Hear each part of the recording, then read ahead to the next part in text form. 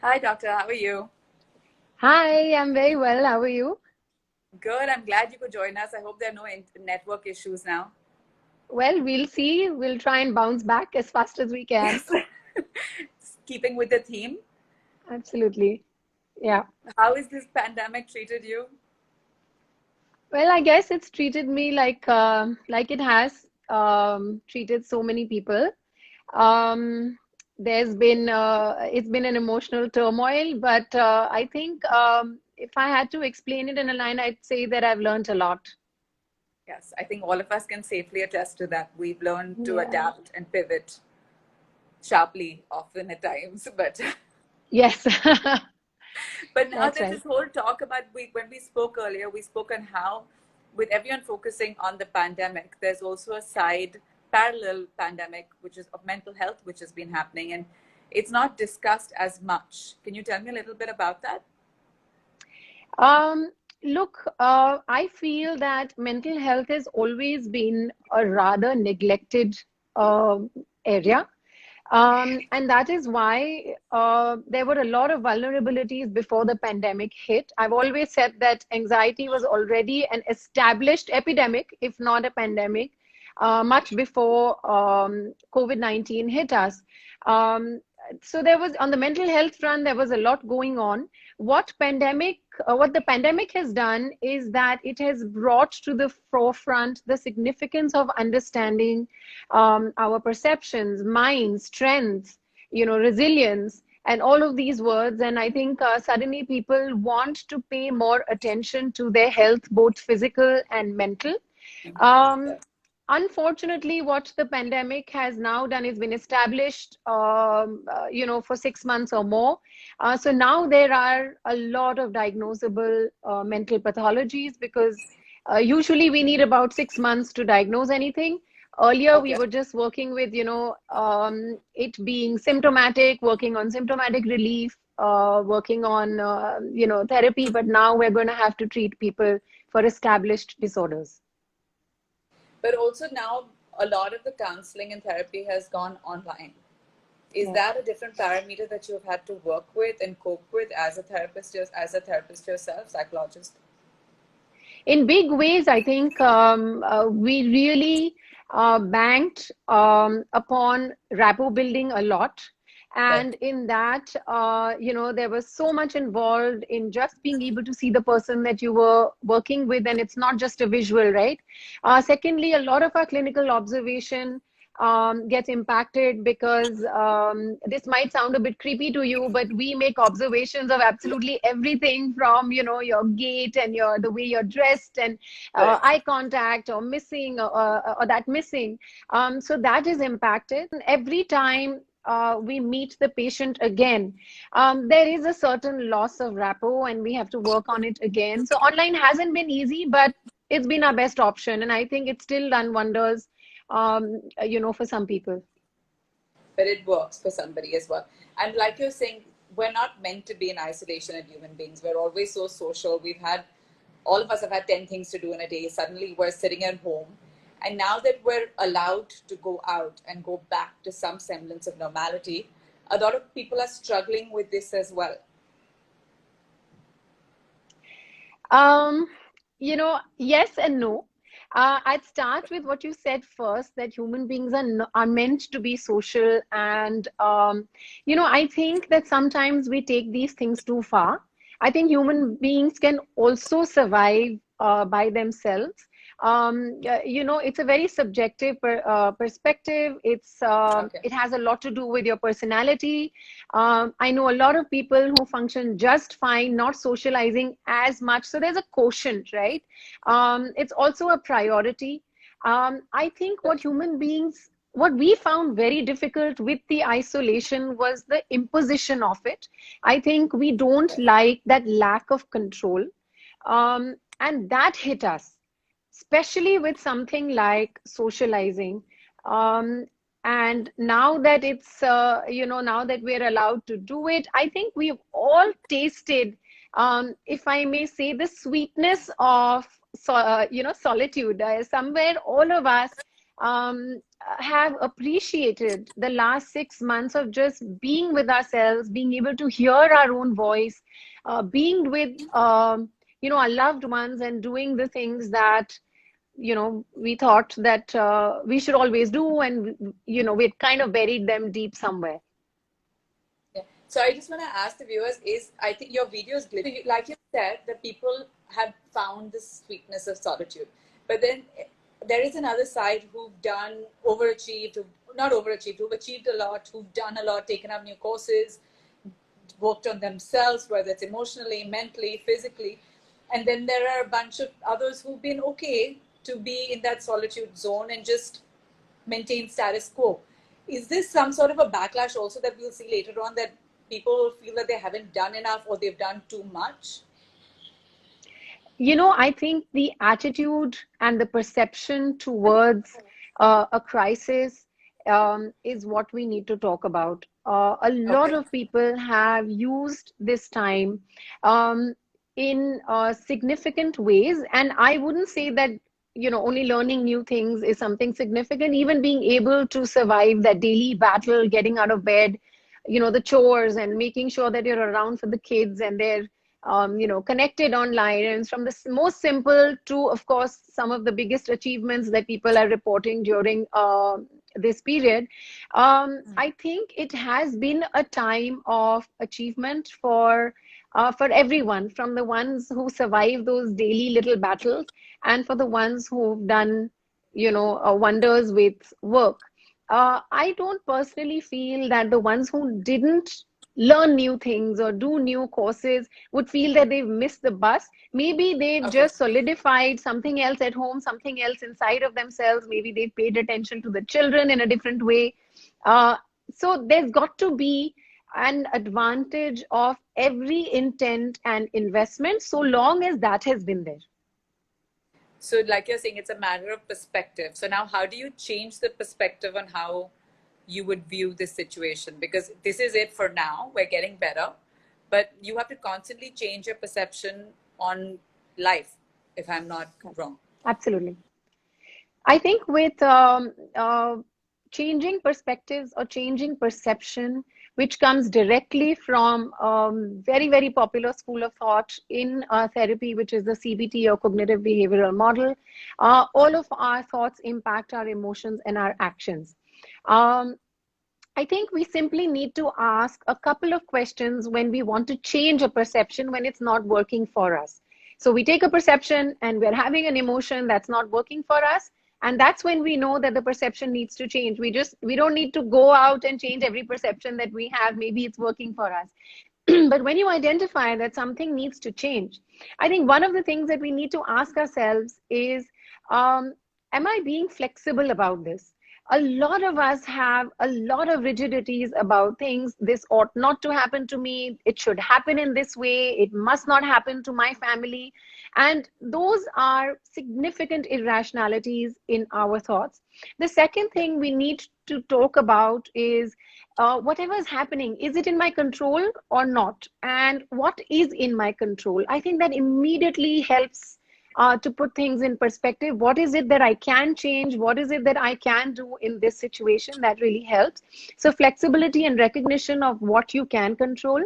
And the third thing that I'd like to say is that it's very important for us to charge and recharge ourselves, not just in terms of body, but also the mind and also the soul.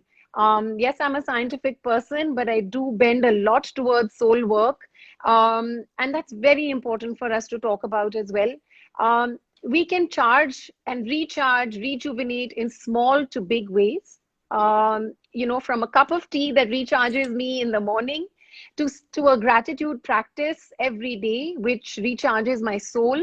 I think those practices are extremely important for us to be able to change our perspective towards life, because if we can be grateful for the lessons that we're learning at this time, the whole perception changes.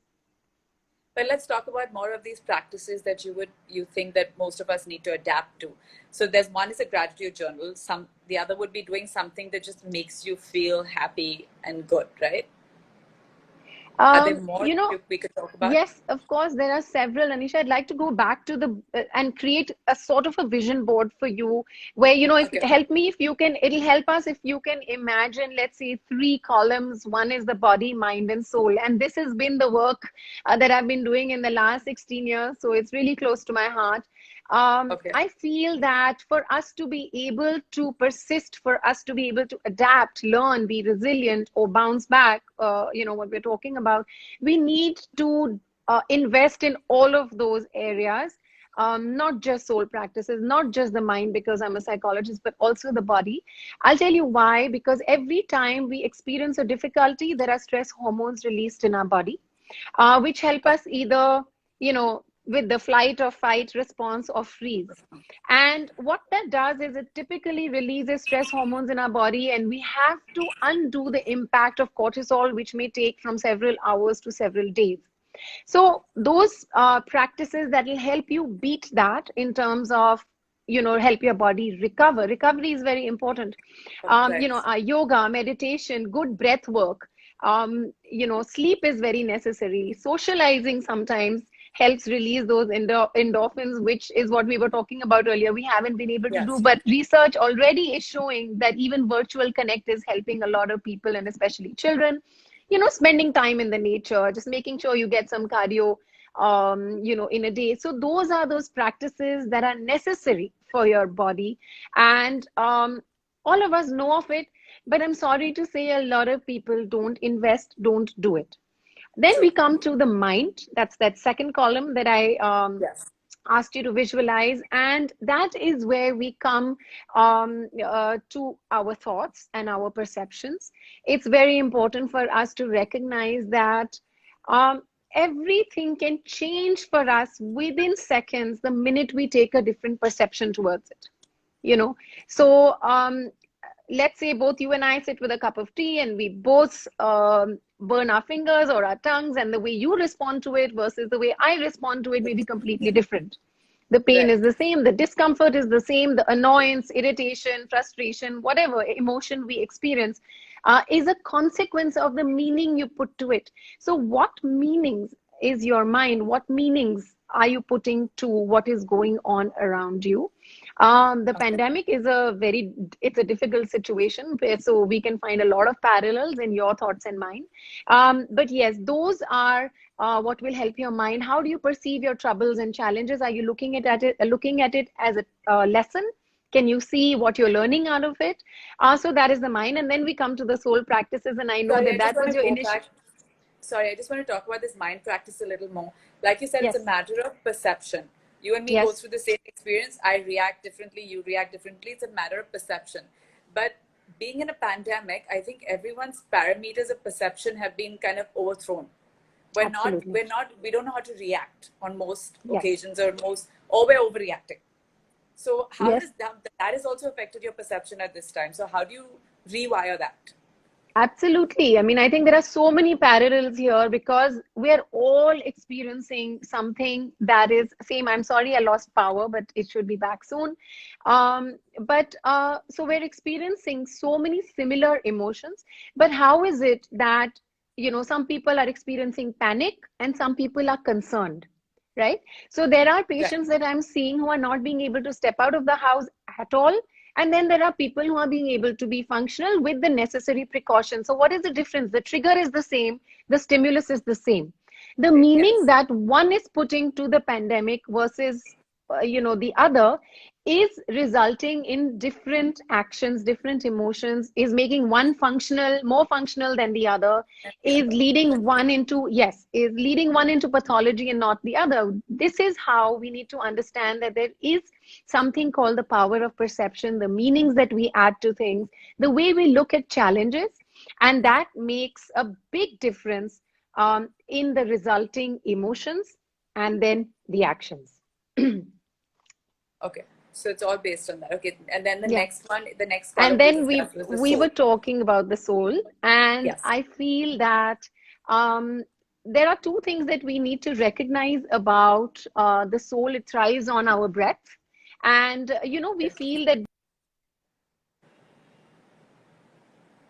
taken for Hello? granted exercise, but I'll explain the relationship between the soul and the breath. When we are breathing, deep breathing, what we get is a thought pause.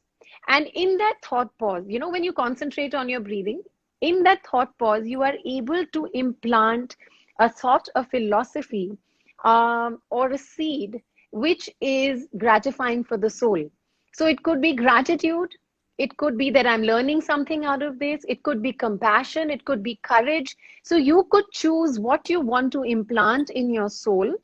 And that really nourishes the soul to a large extent. Of course, this also depends a lot on practice. It's not something that comes in a day, but it definitely helps us rejuvenate and there's nothing rejuvenates us more than kindness and compassion. So that's an exercise that I've been recommending people a lot during this period, where you kind of find a connect with your soul and you find your purpose from the smallest tiniest thing to sometimes some really big dreams. Okay. So these three columns and dividing the work this way would help you reassess and bounce back.